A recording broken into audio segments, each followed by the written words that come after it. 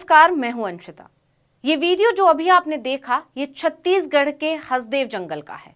Video में दिख रहे लोग कोई अपराधी या आतंकवादी नहीं है, कोई विद्रोह नहीं कर रहे हैं, किसी को नुकसान पहुंचाने की मंशा भी नहीं है इनकी। फिर भी पुलिस इन पर बल प्रयोग कर रही है। क्यों? हम बताते हैं। इनका कसूर ये है कि ये आदिवासी हैं और अडानी के मुनाफे के लिए जंगल को काटने का विरोध कर रहे हैं। ये कह रहे हैं कि इन जंगलों को मत काटो। ना इन आदिवासियों ने नया साल बनाया, ना क्रिसमस, ना कोई और त्योहार।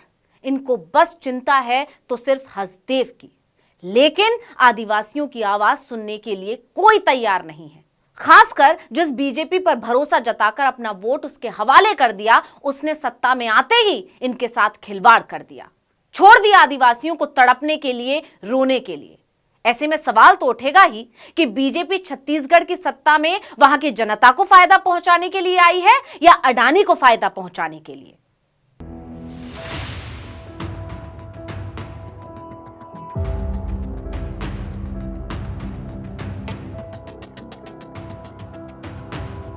आप जानते ही हैं कि अभी अभी 3 दिसंबर को नतीजे आने के बाद बीजेपी ने राज्य की सत्ता संभाली है।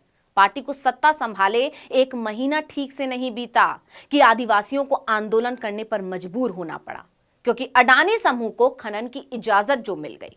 विपक्ष लंबे समय से इल्जाम लगा रहा है कि मोदी की बीजेपी सरकार अडानी और मित्रों की सरकार है। यही नहीं, नागरिक समूहों, सामाजिक कार्यकर्ताओं और वकीलों के एक प्रमुख निकाय ने तो बीजेपी पर यह आरोप भी लगा दिया कि छत्तीसगढ़ में भाजपा सरकार के सत्ता में आने के तुरंत बाद अपने मित्र को फायदा पहुंचाना शुरू कर दिया है। इन लोगों का कहना है कि अडानी समूह ने खनन के लिए हसदेव जंगल के अंदर एक कोयला ब्लॉक क्षेत्र में पेड़ को काटना शुरू भी कर दिया है।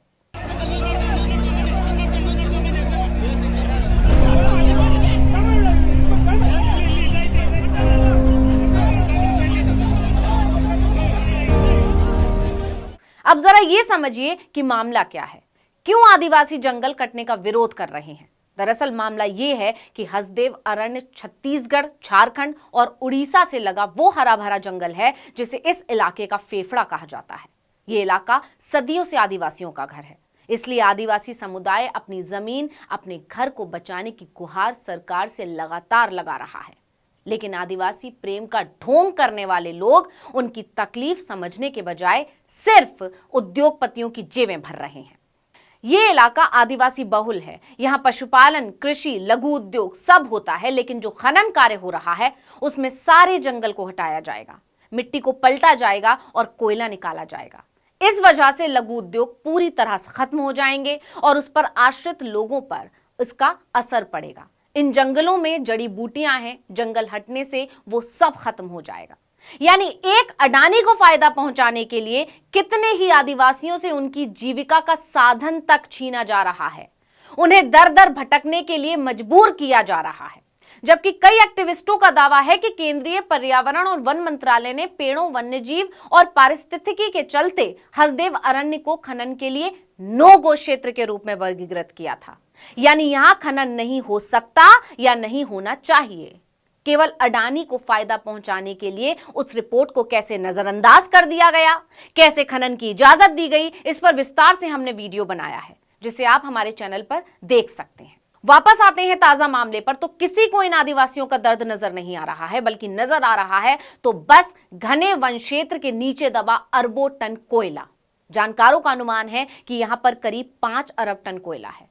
इस कोयले के लिए लगभग 300 सालों से रह रहे आदिवासी परिवारों को तितर बितर किया जा रहा है। उन्हें उनकी जमीन से अलग करके मरने को छोड़ा जा रहा है, क्योंकि आदिवासियों का कहना है कि अगर जंगल कटता है तो विस्थापन होगा, और विस्थापित होने के बाद एक आदिवासी जो जंगल से जुड़ा है, सदियों से यहीं रह रहा है, उसे दोबारा वैसा ही माहौल मिलना बहुत मुश्किल है।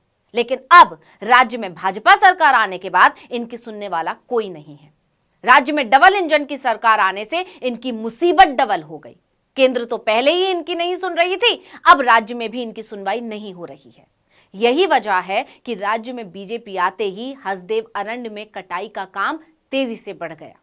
मिली जानकारी के मुताबिक हसदेव जंगल 1,70,000 हेक्टेयर में फैला है। ये जंगल हाथियों, भालू, सरीसृप और अन्य सहित जानवरों की कई प्रजातियों का घर है। साल और महुआ जैसे आर्थिक और आध्यात्मिक रूप से महत्वपूर्ण पेड़ हैं यहाँ पर, जो स्थानीय लोगों की आजीविका का भी साधन है। बता दें कि छत्तीसगढ़ के वन विभाग के अधिकारियों ने 15,000 से ज्यादा पेड़ों को काटना शुरू कर दिया है, जिन्हें आदिवासियों ने अपने खून पसीने से सींचकर 100 से ज्यादा सालों से संरक्षित कर रखा था। आने वाले दिनों में 2,50,000 और पेड़ों के काटे जाने का खतरा अब मंडरा रहा है। 21, 22 और 23 दिसंबर को भारी पुलिस सुरक्षा के तहत बड़े पैमाने पर पेड़ों की कटाई की गई। आदिवासियों का कहना है कि यह पूरी तरह गैर कानूनी है।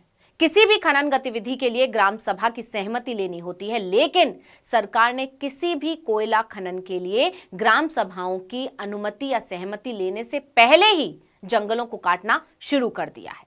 इसी वजह से एक्टिविस्टों का खुला आरोप है कि केंद्र और राज्य की भाजपा सरकारें अडानी समूह को फायदा पहुंचाने के लिए एक ही उद्देश्य से काम कर रही हैं। जबकि सरकार से गुहार लगा रहा आदिवासी समुदाय चिल्ला चिल्ला कर कह रहा है कि यह सिर्फ हमारा नहीं, सबका नुकसान है। आदिवासियों का कहना है कि हसदेव में जो कोयला है वो पूरे देश में पाए जाने वाले कोयले का मात्र 2% है। तो आप उस 2% को छोड़कर वहां से कोयला निकाल लें जहां कम से कम नुकसान हो तो वो बेहतर होगा। इतना समृद्ध जंगल जिसे खत्म किया जा रहा है, उससे बहुत नुकसान हो जाएगा। उससे मानव और जीव जंतुओं का नुकसान होगा। ये लड़ाई सिर्फ आदिवासी समुदाय की नहीं है। अगर इसका ध्यान नहीं रखा गया तो आगे चलकर सबका नुकसान होगा, पर्यावरण बर्बाद होगा, जिससे सभी को भुगतना होगा। ऐसे में अब लोग आरोप लगा रहे हैं कि सरकार को हजारों आदिवासियों की पूरी जिंदगी नहीं, एक अडानी का मुनाफा नजर आ रहा है। तो इस वीडियो में इतना ही। आपसे अनुरोध है, यूट्यूब पर हमारे चैनल आर्टिकल 19 इंडिया को सब्सक्राइब कीजिए, फेसबुक पर लाइक कीजिए, कमेंट करके बताइए आपको हमारा ये वीडियो कैसा लगा।